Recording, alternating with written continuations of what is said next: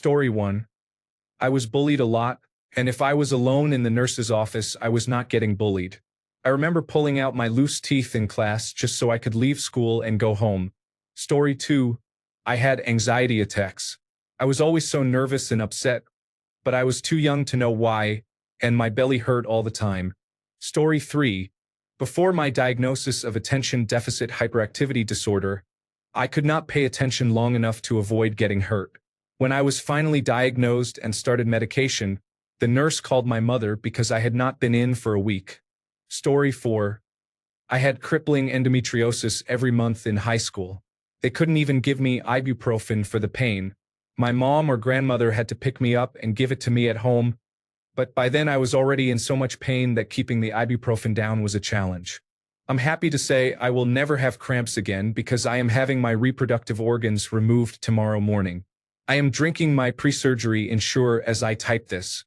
Story 5. My stomach hurt. I don't really remember now, but I do know I went to the nurse about it often. I liked school and had friends. I was not bullied, so I'm not sure what was wrong. I don't remember much of my childhood, so I'm sure something was going on in my head. Story 6. I was incredibly stressed out, and it gave me migraines. The nurse and staff were so kind and let me take a nap there every day for years.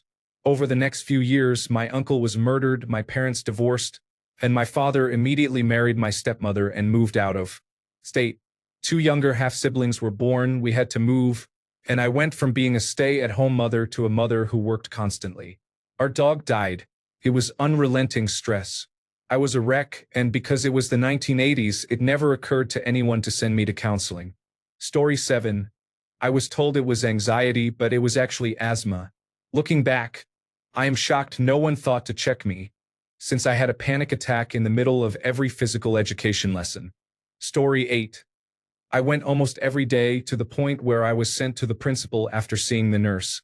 I experienced anxiety and panic attacks, severe overstimulation, and trauma from home.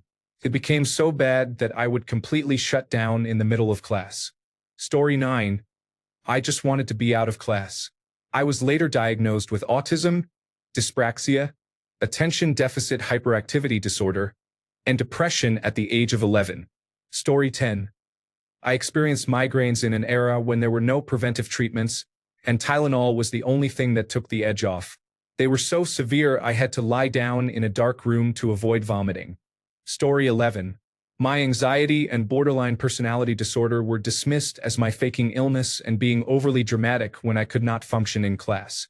Story 12. I had panic disorder that required medication such as alprazolam.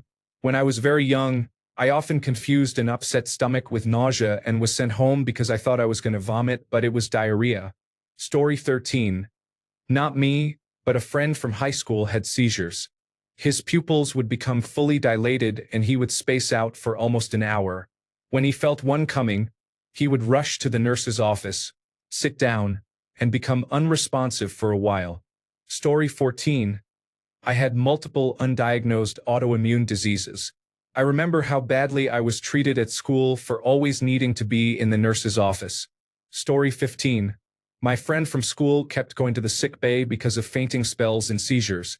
It turned out she had celiac disease, which no one really knew much about back then. Her intestines were so damaged that she was not absorbing nutrients and was essentially starving to death. I do not remember the details, but I am pretty sure she was not actually having seizures. It was probably low blood sugar. Story 16. I got food poisoning. The school was built in the 1970s, and I am pretty sure 90% of the cafeteria food dated from that time. We were regularly served moldy bread rolls, soured milk, and hot dogs that were green half the time. Story 17. They needed sleep, were having a bad moment, or did not want to participate. Story 18. There was a year when I would get a strange feeling, not sick but more like, nope, I'm done here, and I would ask to go to the nurse. She used an old ear thermometer and shoved it against my eardrum, which hurt every time. Somehow I always had a temperature that warranted a call home. Story 19. Migraines. I got braces too young, and every time they were tightened it triggered a migraine. Eventually I could not return to school after appointments and was kept home the following day. I was in first grade. I was in an accident that knocked out some baby teeth, and my adult teeth came in crooked. For some reason, my baby teeth did not fall out, so my adult teeth grew in over them. I had to have the baby teeth pulled and get braces to align my adult teeth with the rest of my teeth. Story 20. I did not realize this until I was much older and several $1,000s into therapy and medication, but it was mostly anxiety when you boil it down. It was a trauma response from being abandoned in terrible ways as an infant. After I was adopted into a safe, nurturing home, my adoptive mother, who was actually my grandmother, became terminally ill, and I became her caregiver at about 7 or 8. Normal childhood stresses that most people can shake off paralyzed me, and what-ifs and worst-case scenarios consumed my childhood. Story 21. The school did not have a nurse's office, so I repeatedly vanished. Story 22. I knew a girl who often went to the nurse's office.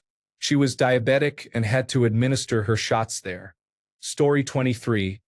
I was so afraid of finding out that my mother had died, or that every time I was called downstairs it would be that news. I worried too much about adult things for a little kid. Story 24. I had horrible anxiety and attachment issues. I just wanted to go home. That was the only place I felt safe and understood. Story 25. My period started the summer between 4th and 5th grade. I had terrible cramps and frequently bled through, so 5th grade was a total nightmare. Story 26. I had undiagnosed attention deficit hyperactivity disorder, autism, anxiety, and depression. I was often in the sick bay 5 to 7 times per week. After a while, the school secretary probably noticed that it was not just a headache or nausea. I did not know why I felt that way, so I said headache or nausea. She allowed me to pet and play with the dog she brought to work. That became a regular routine. During every lunch period or recess, I would pet a black Labrador, and over the years we began taking short walks outside. Calmed me down immensely. Hiding behind the secretary's desk and petting that dog was my only safe space in the school. I did not have any friends. It helped me regulate myself between classes, so I lasted longer in class and did not have to visit the sick bay as often. Story 27. I was anemic and didn't know it. By 12 in the afternoon, I was exhausted. My head hurt and I was dizzy. Story 28. Unconventional self-harm to get away from bullies at lunch and break time. I would deliberately bang my head on a wall or trap my fingers between the chair and table, things like that. It was enough that I would be sent to the nurse's office and be somewhere safe, but not enough to cause actual injury. After a few weeks of it happening daily, they figured it out and agreed with my mom that I could go sit in the office without excuses when needed. I was on a first-name basis with the nurses and the caretaker. Story 29. I just finished my 45-year nursing career, spending the last few years as a school nurse. School nurses call the Redditors who have told their stories frequent flyers. A school can have 1,000 students, but there is a small subset whom the nurse sees frequently. Behavioral issues related to school stress are the most common. Some students require medication or other treatments. I substituted at all grade levels but worked full-time in an elementary school. I offered a small oasis of quiet for anxious students. I kept a daybed and some toys and books. I would tell them, "Let me know when you feel better." Often a few minutes and a temperature check were enough to give them the courage to return. It is sad that many schools in the United States have no nurse or only one on call for emergencies. Story 30. I needed medication because they would not let me carry my own. I faked 2 symptoms they could not prove: stomach upset and severe headaches, so I could get away from hell. Story 31. I suffered from regular, severe stomach pain followed by vomiting. I was sent home frequently. Eventually, I was diagnosed with irritable bowel syndrome, put on medication, and improved significantly. Story 32. I got myself into a lot of accidents. I was reckless. Most of the time you got an ice pack or a bandage and were sent back with a few minutes to rest and recover mentally, but nothing revolutionary. Story 33. The mysterious, crippling stomach pain of undiagnosed celiac disease. Story 34. I was not allowed to go to recess for some reason, so I had to spend it in the nurse's office. Fortunately, we were both big Pokemon fans. Story 35. I just needed to get out of the classroom for a break. I did not know I had anxiety, but leaving made me feel better. It was not just in elementary school. It was in middle school and high school too. Story 36. Sleep deprivation and migraines were especially common in high school. I felt strong family pressure to be smart and was often described as the golden child, so I tied my worth to academic success. I was sensitive to changes in barometric pressure, which often triggered migraines. My dyslexia worsened under stress, causing me to spend hours studying and obsessing over test scores. My parents had limited money, so I worried about scholarships and drank energy drinks regularly, sometimes staying awake for several days at a time. When I felt I could not cope, I would say I had a migraine and sleep in the nurse's office. This was accurate about 7 out of 10 times. We had one school nurse for all 4 schools, and she was rarely at the high school unless requested. But the secretary knew my situation and let me rest as long as I needed. There was one time I had to request the nurse because I gave myself caffeine poisoning at 16. Story 37. The nurse was a bully. She kept pulling me out of class to check me for lice. We had it a few times, but interestingly never over summer break and only when we returned to school. She seemed convinced it came from us. I was called out of class all the time and other kids knew why. It was humiliating. This went on for years. As an adult, I now know she had a grudge against my mother. By age 12 or 13, I had had enough. I snapped at her and refused to cooperate with her anymore. Anyway, she is probably dead now. Story 38. Endometriosis, migraines, anxiety attacks, and asthma attacks. Story 39. I had glandular fever and then developed a secondary infection, an atypical chronic presentation with a high viral load caused by an unpronounceable virus. It is usually a short illness with full recovery, but mine became chronic. I was always exhausted and susceptible to other infections, so I took naps to have enough energy to get through the day. Story 40. In middle school and high school, I tried to sleep it off. I thought the best way to deal with anxiety was alcohol and OxyContin. It was not an effective way to cope. Story 41. There is something I will not go into. I have to do it several times a day because of a defect I was born with. In 4th grade, I finally got the hang of doing it on my own, but before then I needed help. Story 42. Crippling migraines during puberty were triggered by the lighting in a particular classroom. Story 43. My stepfather was very abusive, and I was terrified of leaving my mother home alone with him. Story 44. I had undiagnosed lupus. They refused to call my parents half the time and said I was just trying to cut or being lazy. The pediatrician backed this up. I was finally diagnosed in my late 20s, and now I have some organ damage, thanks to racist, misogynistic healthcare. Story 45. Anxiety attacks and migraines. I actually get treated for them now instead of being told they are not a big deal. Story 46. I desperately wanted an adult to care about me. I lied about illnesses and injuries every day so I could go see Nurse Sue. She was very kind to me. She kept clean clothes for me in her office and even had a little cot with a blanket where she let me rest. I was only in kindergarten, but she took my need for care very seriously. I'm still so thankful for her. Story 47. I had undiagnosed attention deficit hyperactivity disorder, anxiety, and lactose intolerance. I was also very clumsy. Story 48. I have epilepsy. At one point, I was having seizures almost once a week. Story 49. Undiagnosed at the time were endometriosis, chronic migraines, and other related issues. I hated school because they made me believe I was a big liar and that I was too young to be in this much pain. Take that, nurse. I was in that much pain. Story 50. My school didn't have a nurse, so I would hide in the bathroom or the library instead. Story 51. As a child, I experienced panic attacks that I could only describe as stomach pains. Story 52. Strategic avoidance of dodgeball and a masterclass in getting the good ice. Story 53. I had daily headaches because I needed glasses, but my glasses broke and my parents never got me a new pair. Story 54. I had recurrent appendicitis that went undiagnosed. My appendix was attached behind my belly button. As I grew, it stretched and cut off its blood supply, and it eventually ruptured at age 9 without being recognized. A doctor trusted my mom's instincts and performed exploratory surgery. I had a ruptured appendix with gangrene and sepsis. After about a week of recovery, I was as good as new and never had another issue. My little brother had the same condition, but his appendix was removed at age 3, and he has had no problems since. Story 55. When I was in 2nd grade, I had terrible stomach aches and headaches. I kept going to the nurse.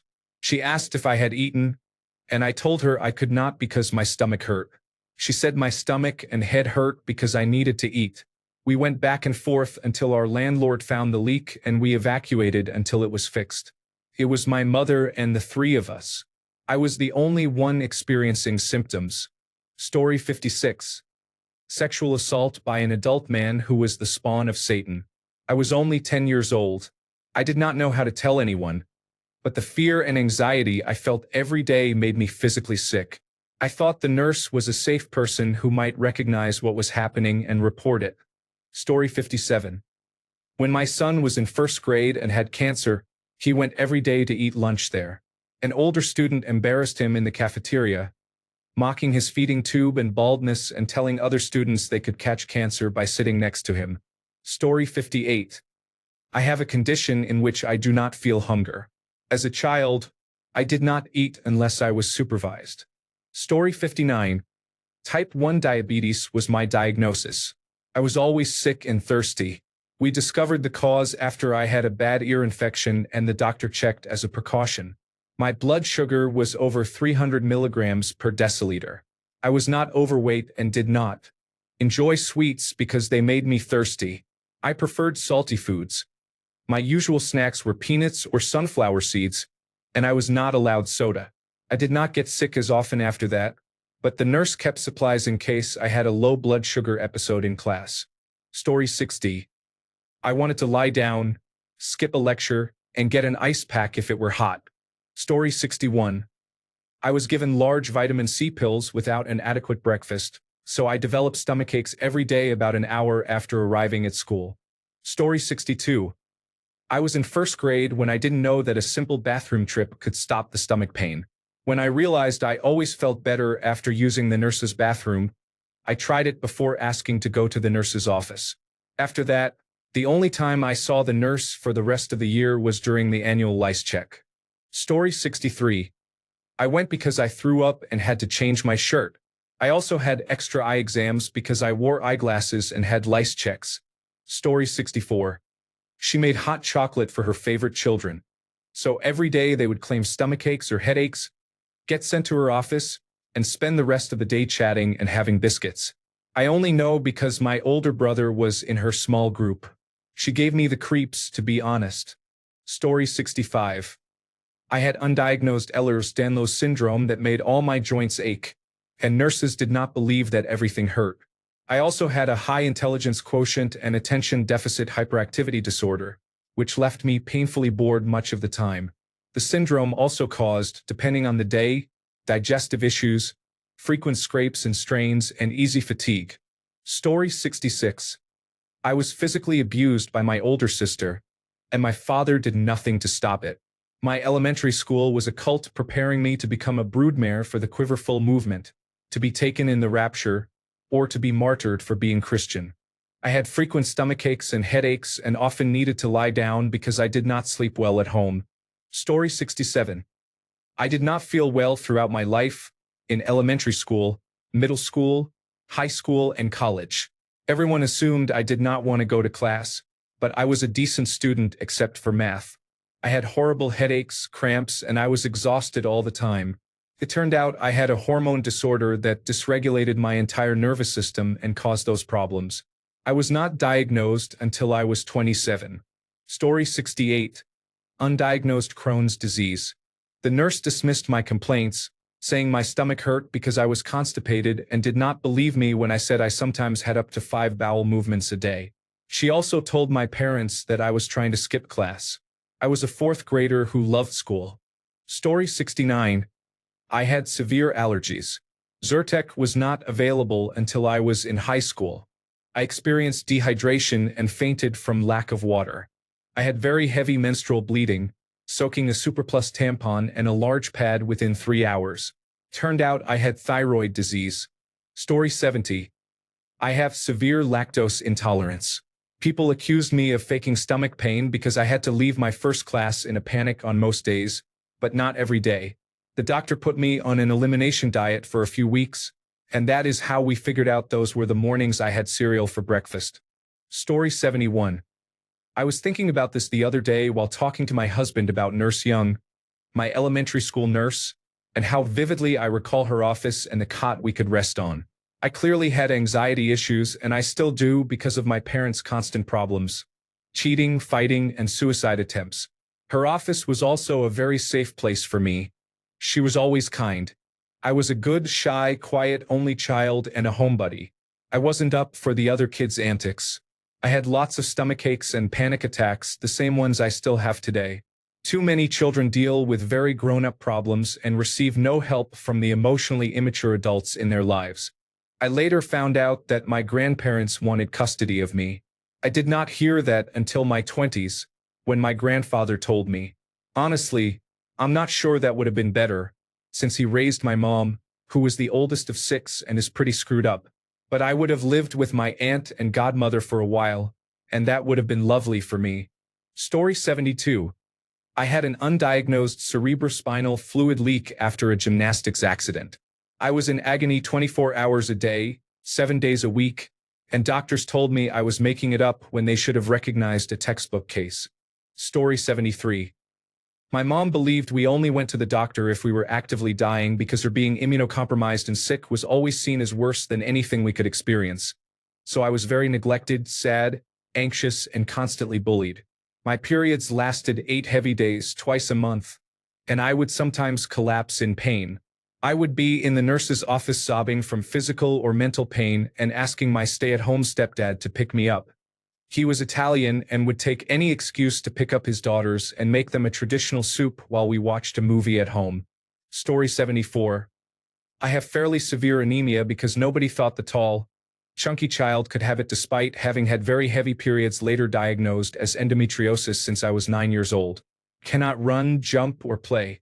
I feel like I am gonna fucking die, and every running step jostles the base of my skull until my head is pounding. Story 75. I was told I was faking a stomachache. The joke is on them.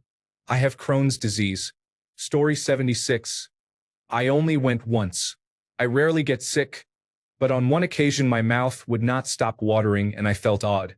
I raised my hand in class, and Mrs. Day put her hand on my head and said I needed to go to the nurse. I walked into the office and asked where the nurse was. The secretary told me I had to wait my turn. I sat down for a few minutes, but I could not wait much longer. I asked when my turn would be. She got mad and told me to sit down until she told me to go in. I sat down, but within a minute I felt as if I was going to vomit. I begged to go to the bathroom. She shouted no and told me to sit down. I turned away and then turned back and vomited all over her desk. Some hit her face and most hit her lap. The nurse heard the commotion and came out. I apologized and told the nurse I did not feel well and that I had asked to go to the bathroom, but the secretary had refused. The nurse turned to the secretary, who now looked as if she might vomit, and asked why she had not let me in. There was nobody else in the nurse's room at the time. The nurse walked me into her room and I sat down apologizing. The nurse smiled and said she knew I had not meant to do it, that the secretary had been bossy, and that I had good aim. I was sent home. It was the only time I ever had a sick day that did not count because I had been sick during the last 2 hours of school. When my mother came to pick me up, the secretary was not at the desk. Story 77. I had autism and anxiety, and I was a medically complex child who often had a skin condition, asthma, or something else. I hated going to the nurse, so I always tried to put it off, but sometimes it could not be helped. Story 78. I see students pretending to be sick who just want to sleep, laughing out loud. Story 79. I spent a couple of clinical days with a school nurse. Several children came in multiple times a day for insulin or an inhaler. Story 80. I could not see the board, but I never had my vision checked for glasses. I had headaches every day. Story 81. I learned that if I went around lunchtime, the nurse would be on break, so the secretary would take over and let me call my mother to pick me up every time. Story 82. I have type 1 diabetes. I had to take a shot of insulin and check my blood sugar around lunchtime. Nothing upset the other kids more than seeing an 8-year-old give themselves a shot in the leg. That part was fun. Story 83. I had horrible stomach pain and nausea for years and was always in the nurse's office being told it was nothing. It turned out to be undiagnosed celiac disease. Going gluten-free was incredible. The nausea finally stopped and I felt amazing. I feel bad for my younger self, who was constantly dismissed. That nausea was real and had been a constant part of my life for years. I thought everyone felt the same but was better at hiding it. Story 84. Starting in 5th grade, I experienced unbearable cramps that made me feel as if I were going to pass out from the pain. They occurred almost every other month. Story 85. Different things depending on the day. Sometimes it was a bad headache or a migraine. I had quite painful growth spurts, and sometimes my legs hurt badly and I did not want to walk up and down the stairs between classes, so I went to the nurse. I reached 5 feet 10 inches by the age of 13. Often I felt very nauseous after lunch. Sometimes I had really bad period cramps. I am a klutz and get injured frequently. Sometimes I had to deal with my own mistakes. Story 86. Undiagnosed autism and attention deficit hyperactivity disorder. I would go into sensory overload, get a headache, or just kind of shut down. They did not really have behavioral technicians or counselors back in the 1980s or the 1990s, so I would go to the nurse's office or the bathroom for a quiet little freakout. In elementary school, the nurse would let me lie down with an ice pack and could give me headache medicine. By middle school, they were less tolerant of my missing large portions of class because of headaches. They called it malingering. I could still manage it about twice a month. Once for a headache, once for menstrual cramps. By high school, I was skipping school whenever I felt overwhelmed. Story 87. I often went to the nurse because I had a headache. The nurse and my parents thought I just wanted out of class. But I loved school. It turned out I badly needed glasses and always felt sick because I could not read the board or see clearly. Story 88. Elementary and middle school students often experience asthma. High school students often experience depression. Story 89. I did not eat lunch because I was having fun, and then I got a stomachache. Story 90. I have severe social anxiety and generalized anxiety. I was finally diagnosed with obsessive-compulsive disorder in my mid-30s. My therapist and I suspect I have some form of autism, but my therapist wanted to focus on the obsessive-compulsive disorder before considering other diagnoses. Once in elementary school, I was sick and my aunt picked me up because she did not work. She picked me up every day after school. For the most part, one have always done well with schoolwork but hated being there. Honestly, I would prefer never to leave my house. Story 91. One of my classmates kept bringing her guinea pig to show and tell every week. I'm extremely allergic to guinea pigs. Story 92. I was severely bullied. Besides often feeling physically ill with stomach pain, nausea, and other mental health symptoms, it became a way to escape the classroom and the students who targeted me. This was the early 2000s, and teachers did not know how to handle bullying, so most looked the other way and acted like it was no big deal. Story 93. During elementary school, I had attention deficit hyperactivity disorder, and I seemed to enjoy pulling out my baby teeth in class. I do not know how my teachers felt about that. I had a lot going on as a kid. My mom is not perfect, not by a long shot. But anyone who says she did not do her absolute best to help me will get hell from me. Story 94. This happened nearly every day in middle school and was the result of a combination of factors. I was undiagnosed until my 30s, but I have Ehlers-Danlos syndrome. I had constant headaches and bone aches, so I often needed ice. I also had anxiety attacks that manifested as chest pain and stomach cramps. I was severely bullied and did not want to be in the hallways between classes. I suffered from chronic ear and sinus infections, so I was always sick and on antibiotics. The school nurse and I became familiar. She knew my mother's phone number by heart. At that time, my home life was chaotic. I had an alcoholic parent who is sober now and another parent who was very angry. It later turned out that the birth control she had been taking had caused psychosis in some patients. Feeling pressure at home and around other students, I needed a quiet place to decompress. Without the bullying and chaotic home life, my anxiety would not have been an issue and I probably could have handled it, but the bullying I experienced was severe. I was very skinny, and a group of larger boys would chase me, trip me, and throw my belongings, usually while chanting "Beat the Beast."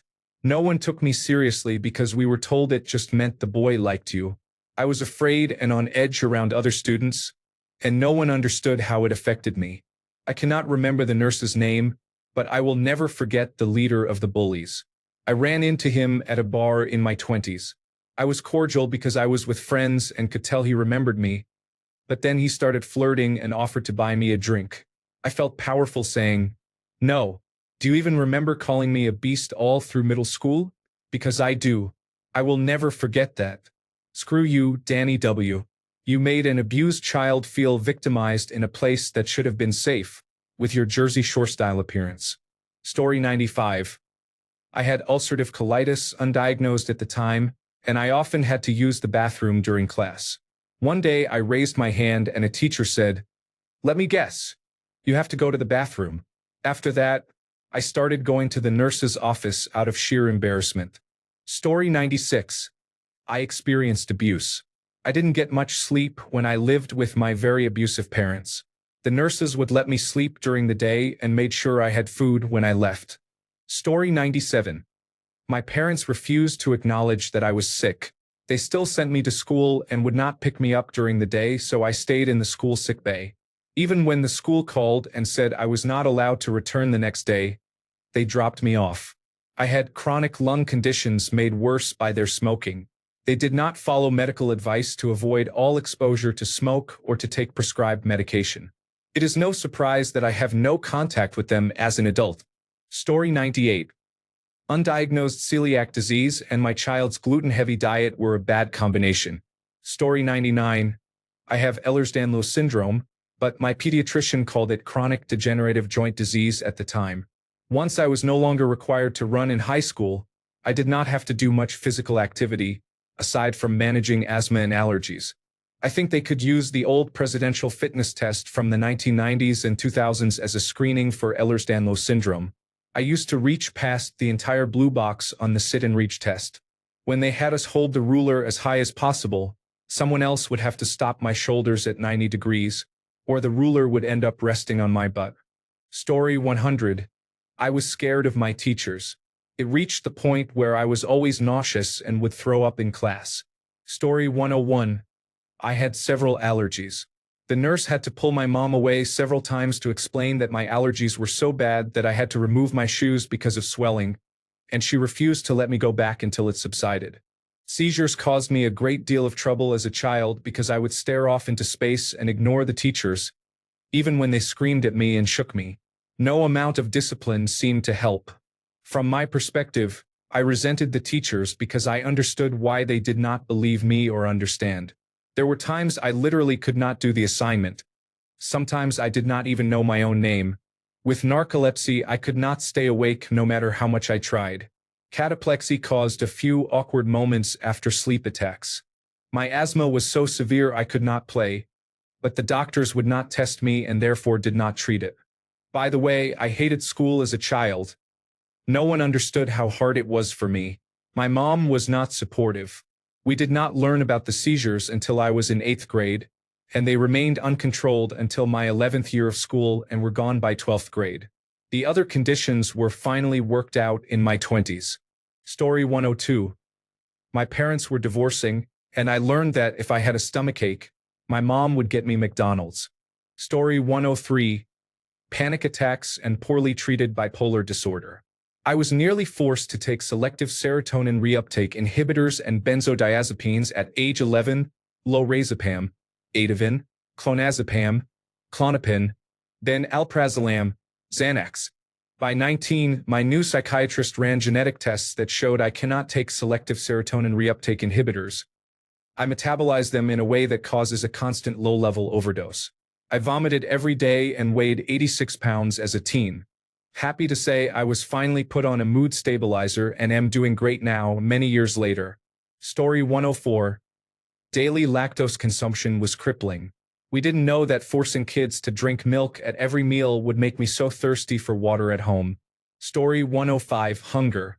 We didn't have much food and skipped breakfast, so I learned that if I slept I wouldn't be as hungry when I woke up. Story 106. I have social anxiety. Group projects were the worst. I experienced immediate panic attacks. Story 107. Undiagnosed chronic illness. I have had chronic pain since I was very young and began developing postural orthostatic tachycardia syndrome and chronic migraines around 4th grade. I was also affected by anxiety in 4th grade because of my teacher, which outwardly presented as stomachaches since I could not describe the sensations correctly. I am autistic, and it took me a long time to learn to locate where things hurt, to distinguish different feelings, and to describe how I felt. I was definitely in the wrong classes. Story 108. I was often overstimulated at school and needed downtime. No one was testing girls for attention deficit hyperactivity disorder back then, so I did what I could to get through my days. I did not care how I got that downtime because I was a child, and toothpaste made me feel mildly nauseous, so it seemed like a good idea to go to the nurse's office. It was quiet there. Story 109. I had undiagnosed endometriosis. I started my period at 9 and was diagnosed at 15. I also have joint hypermobility and poor mental health. Story 110. I was in 1st grade. I had at least one debilitating migraine a week. I ended up getting computed tomography scans, magnetic resonance imaging scans, and sleep studies. They could never find anything wrong. Story 111. When I was young, my mom worked the night shift, and I could not settle unless she was home because of my obsessive-compulsive disorder. Story 112. Undiagnosed combination of attention deficit hyperactivity disorder and irritable bowel syndrome. Was sick, very fatigued, or both. Story 113. I was clumsy and kept spraining myself. I had a child who was a chronic nosebleeder, so I often picked them up from the nurse's office. Story 114. I felt anxious but had no idea why. My stomach or head hurt, and I needed to be away from everyone. Story 115. In elementary school, it was because my mother neglected us. My siblings and I shared lice frequently. It got to the point where the nurse had to check us before letting us go to class in the morning. I often got dizzy from hunger. The nurse would give me a snack and I would be on my way.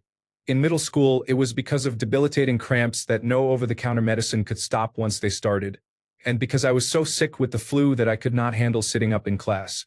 My mother would always say, "Go to the nurse and I'll come get you." But every time I called, she said, "I can't leave work, you know that." At some point, I stopped going to the nurse and suffered through it. Story 116. It was not in elementary school.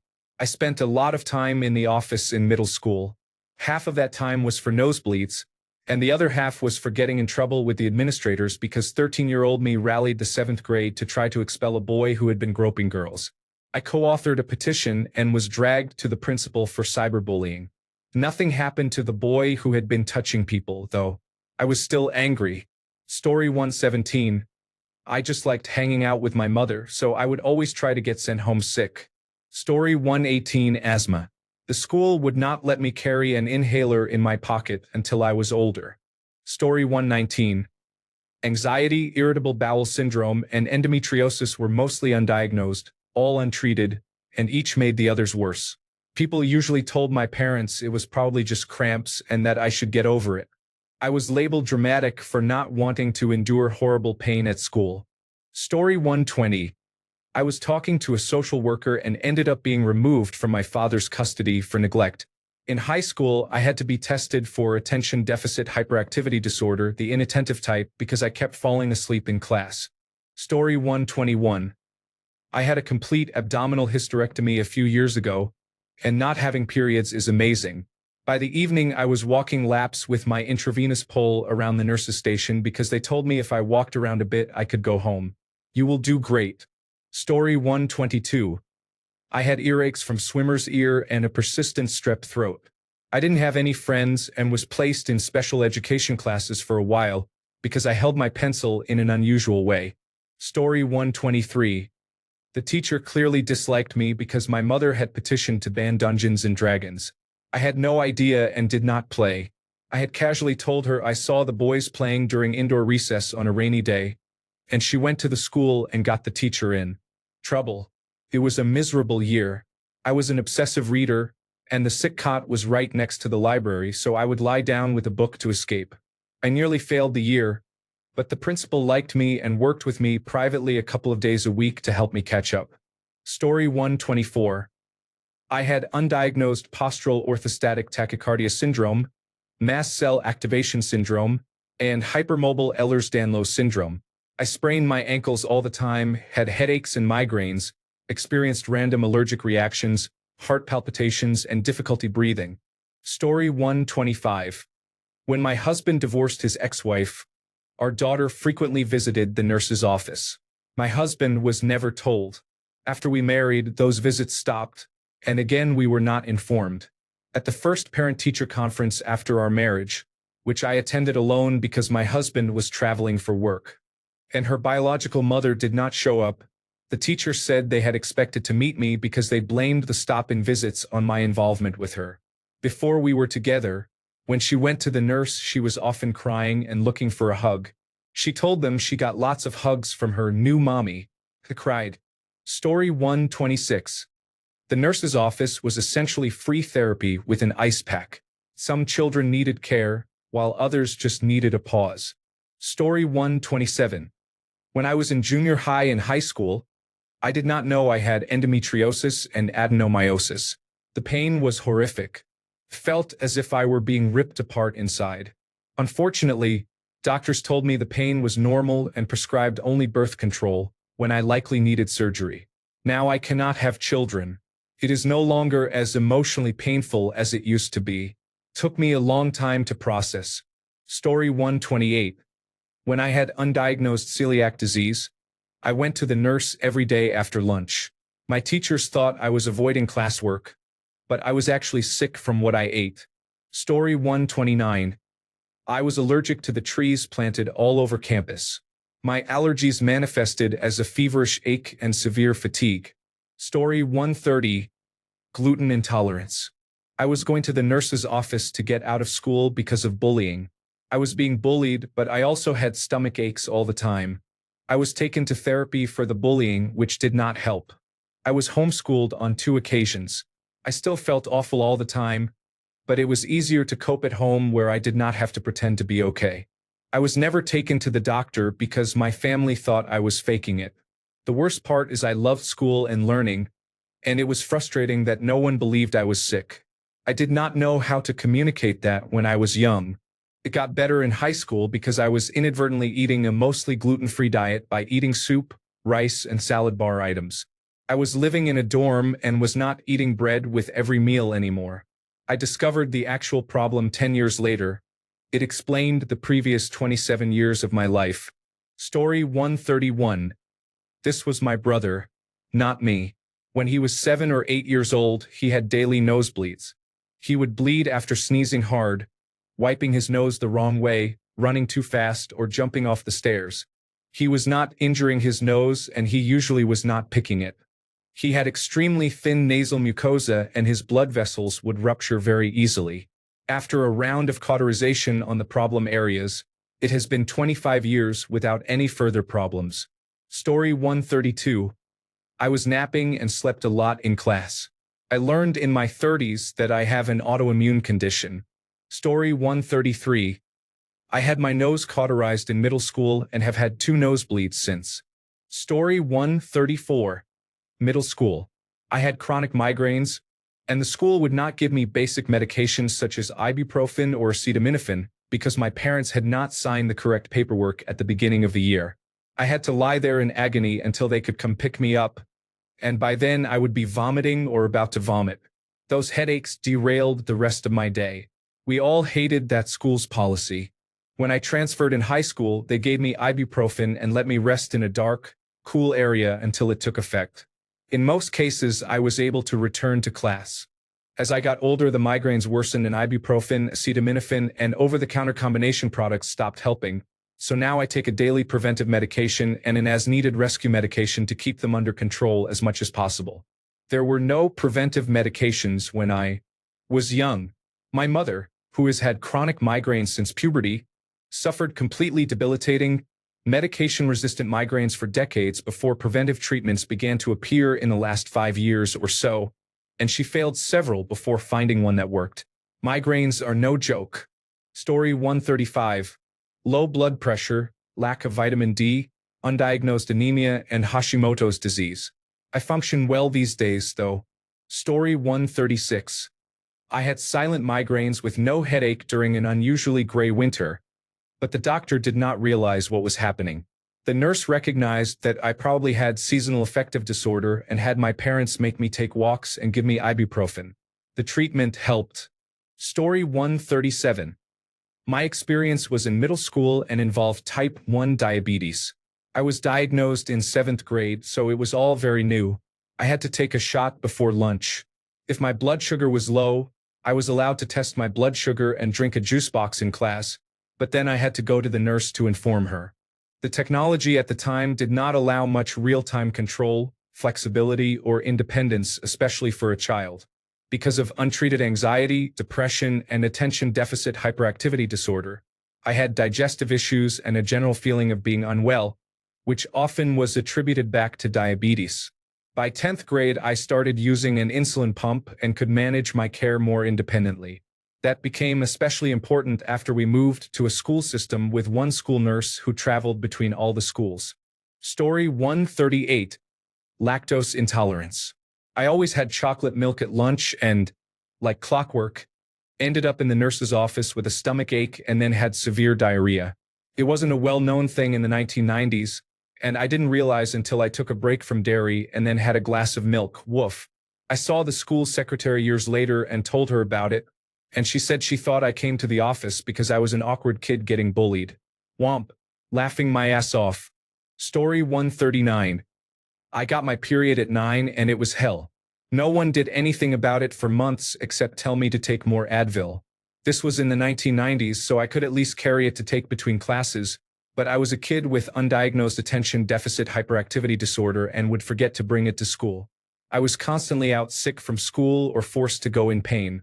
I bled through my pants often on surprise days and didn't have enough breaks to change pads on my heaviest days, so they would overflow. I went through periods of iron deficiency and would eat only ice at school because of strong cravings.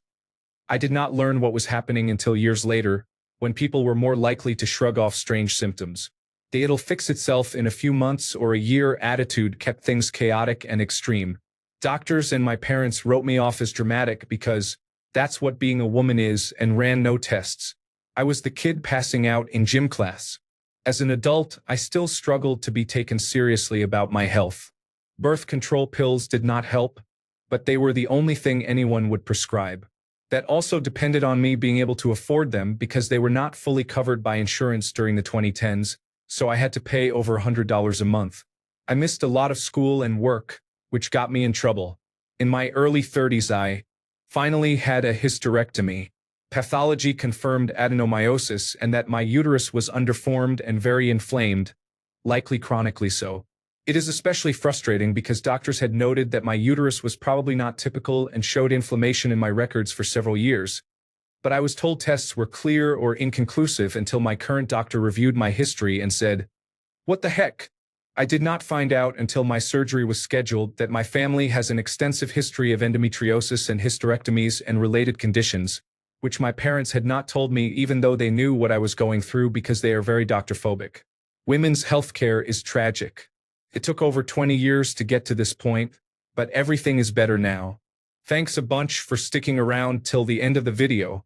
Remember to subscribe, and until next time, stay awesome and goodbye.